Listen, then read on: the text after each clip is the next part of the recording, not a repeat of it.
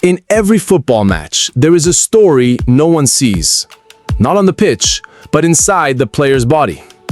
In just 90 minutes, the human body becomes a fully activated biological system under extreme demand. But the real question is, how does it not shut down before the final whistle?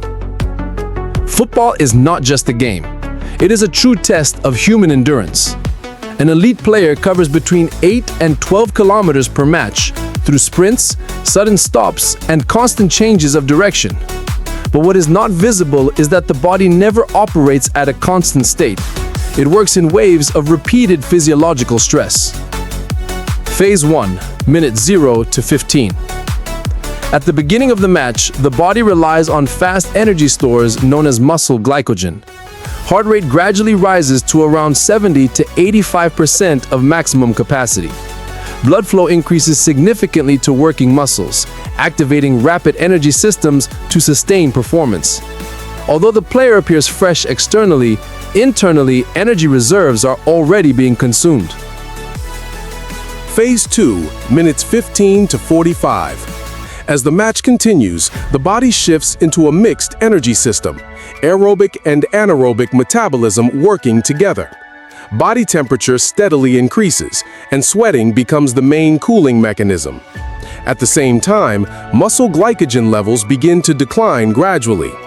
This decline is not immediately noticeable, but it directly affects explosive speed later in the game. End of first half. By halftime, the body is no longer in its initial state. Early signs of neuromuscular fatigue begin to appear. However, the brain temporarily masks this sensation due to elevated adrenaline levels that maintain performance output. Phase 3, minutes 45 to 70. This is where fatigue begins to accumulate significantly. Muscle contraction efficiency decreases. Sprint speed and recovery capacity decline. The brain also receives lower glucose availability, which slows reaction time and decision-making. This is why more mistakes tend to occur during this phase of the match. Phase 4, minutes 70 to 85. At this stage, the body no longer operates under normal conditions. It shifts into a survival performance mode. Stress hormones such as cortisol and adrenaline rise significantly, forcing the body to continue despite fatigue. Muscle power decreases, but neural drive keeps movement going. This is where the real difference between players becomes visible, not in skill, but in endurance. Final phase, minutes 85 to 90. In the final minutes, the body is no longer functioning at full capacity. It relies on residual neuromuscular energy and neural drive.